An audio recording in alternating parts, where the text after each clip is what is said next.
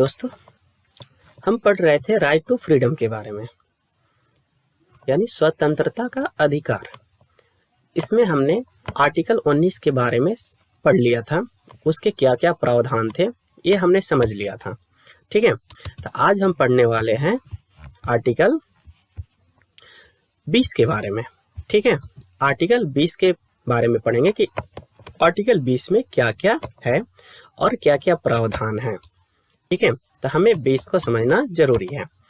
तो 20 कहता है कि अपराधों के लिए दोष सिद्धि के संबंध में संरक्षण। मतलब कि अगर कोई अपराधी है, ठीक है, तो जब तक से उसे सिद्ध नहीं किया जाता कि वो अपराध किया है, तब तक से उसको संरक्षण दिया जाता है। ठीक है, संरक्षण मतलब सुरक्षा दी जाती है, उस पर कोई कार्रवाई नहीं की जाती। ठीक है, तो इसमें 3 प्रकार का संरक्षण दिया गया है। पहला संरक्षण है, कोई व्यक्ति तब तक अपराधी नहीं माना जाएगा जब तक किसी कानून का उल्लंघन न किया हो।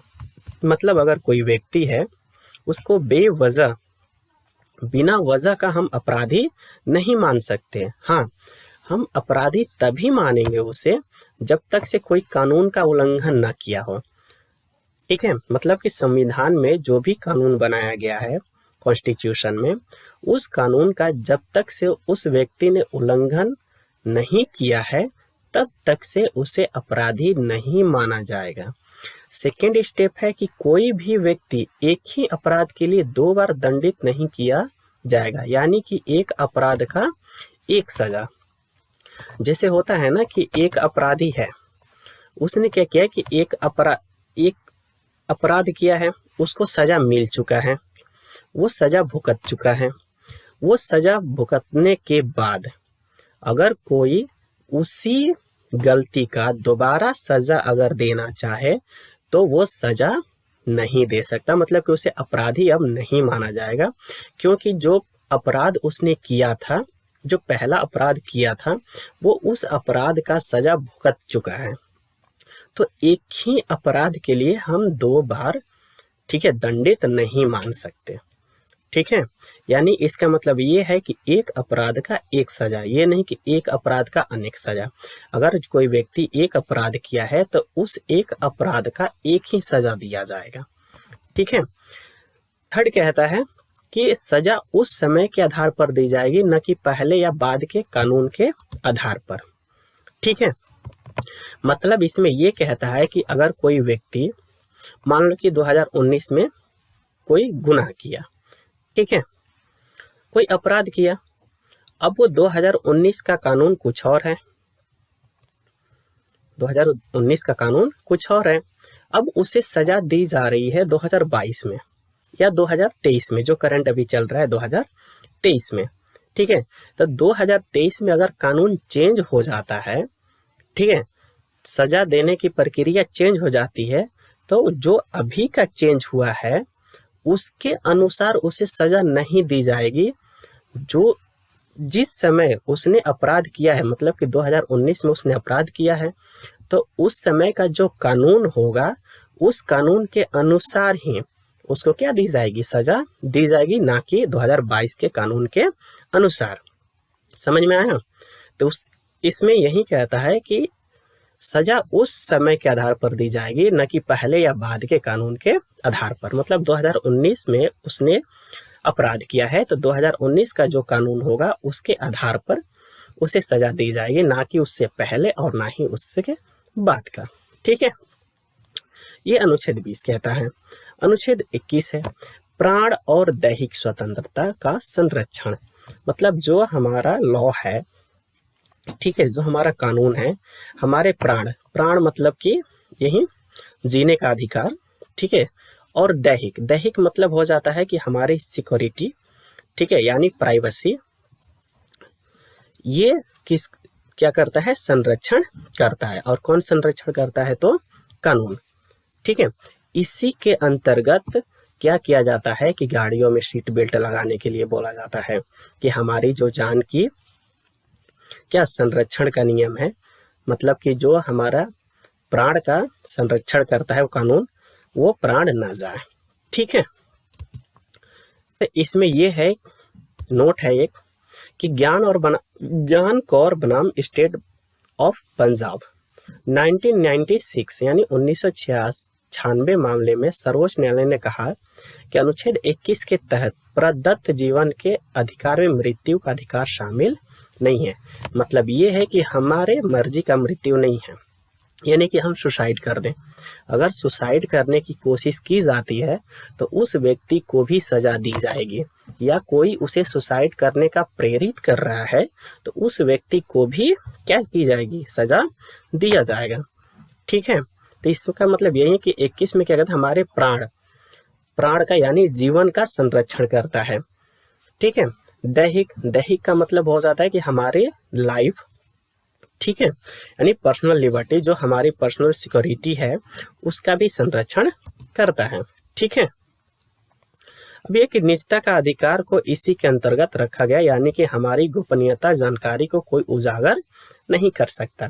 पता था ना कि हमारी राइट टू प्राइवेसी, जो भी हमारी प्राइवेसी होगी उसको भी किसी दूसरे व्यक्ति के सामने या किसी दूसरे देश के सामने उजागर नहीं की जाएगी, न मतलब कि बताया नहीं जाएगा, हमारी प्राइवेसी है। ठीक है, नेक्स्ट आता है अनुच्छेद 21 का अनुच्छेद 21 का क्या कहता है कि जितने भी 6 से 14 वर्ष के आयु के बच्चे हैं उनको निःशुल्क शिक्षा अनिवार्य है। उनको क्या है, निःशुल्क शिक्षा क्या है, अनिवार्य है, मतलब कि दिया जाना चाहिए। ये कब कहा गया था, 86वें संविधान संशोधन अधिनियम 2002 के द्वारा शिक्षा के अधिकार को मूल अधिकार बनाया गया। मतलब कि ये बताया गया, उसमें बना दिया गया कि जो शिक्षा का अधिकार है वो भी हमारा क्या है, मूल अधिकार है। अब वो चाहे अपर कास्ट के हो, लोअर कास्ट के हो, मिडिल कास्ट के हो, यानी सभी का अधिकार है शिक्षा को ग्रहण करना। ठीक है, तो जितने भी राज्य हैं उनको ये कहा गया है कि जितने भी 6 से 14 वर्ष के आयु के बच्चे हैं उनको निःशुल्क शिक्षा देना अनिवार्य है। ठीक है, इसीलिए कहा जाता है कि जितने भी 6 से 14 वर्ष के बच्चे हैं उनको निःशुल्क शिक्षा दी जाती है, उनकी कोई भी पैसे नहीं लगते, उनको फ्री में शिक्षा क्या की जाती है, दी जाती है। ठीक है, नोट ये भी है कि आर्टिकल 20 और 21 को आपातकाल के दौरान नहीं रोका जा सकता।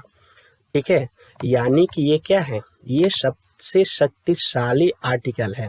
जब भी अगर आपातकाल लग भी जाता है तो उसके दौरान जो 20 और जो 21 आर्टिकल है, ठीक है, इसको रोका नहीं जा सकता।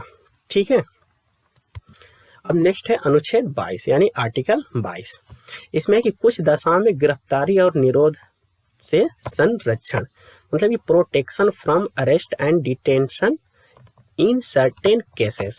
मतलब ये होता है ना कि कुछ दशाओं में गिरफ्तारी हो जाती है। ठीक है, अब ये कब कब किया जा सकता है, यह कि किसी व्यक्ति को गिरफ्तार करने के आधार एवं कारणों से परिचित कराया जाना चाहिए, बिना कारण गिरफ्तार नहीं किया जा सकता है। मतलब ये है कि कोई भी व्यक्ति है अगर उसको पुलिस गिरफ्तार कर रही है तो गिरफ्तार करने का कारण क्या है, जब तक से पुलिस कारण नहीं बताएगी तब तक से वो गिरफ्तार नहीं कर सकती है।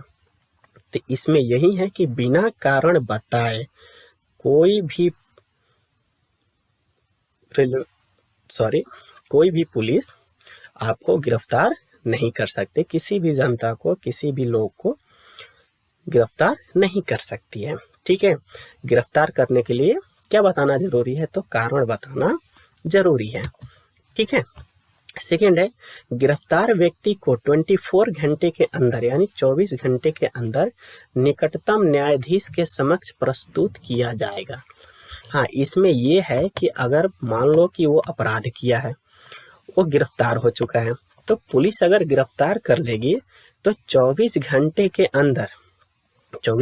अंदर उसे कोर्ट में पेश करना क्या है, अनिवार्य हो जाता है। ठीक है, 24 आवर यानी 24 घंटे के अंदर। हाँ, लेकिन इसमें यह है कि अवकाश को इसमें नहीं गिना जाता। अवकाश मतलब कि छुट्टी, छुट्टियों को इसमें काउंट नहीं किया जाता है। ठीक है। थर्ड है कि गिरफ्तार व्यक्ति को अपने मनपसंद का वकील रखने का अधिकार है।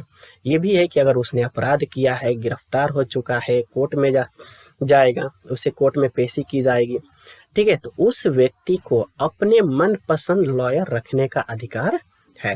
लेकिन कुछ दशाओं में अगर कोई गरीब व्यक्ति है, ठीक है, तो उसको वकील रखने के पैसे नहीं होते, क्योंकि जब भी वकील रखते हैं वो लोग तो प्राइवेट वकील रखते हैं। तो प्राइवेट वकील रखने के लिए पैसे ज़्यादा खर्च करना पड़ता है। तो जब ज़्यादा पैसे नहीं है उसके पास, तो वो क्या कर देता है कि वो गवर्नमेंट से क्या मांगता है, हेल्प मांगता है। तो वहाँ पे गवर्नमेंट के तरफ से भी, सरकार के तरफ से भी वकील होते हैं। ठीक है। सरकारी, जिसको हम सरकारी वकील कहते हैं। तो उसको अब वहाँ पे अपने मन पसंद नहीं करेगा, लेकिन हाँ, प्राइवेट वकील के लिए अपने मन पसंद का वकील रख सकता है। ठीक है।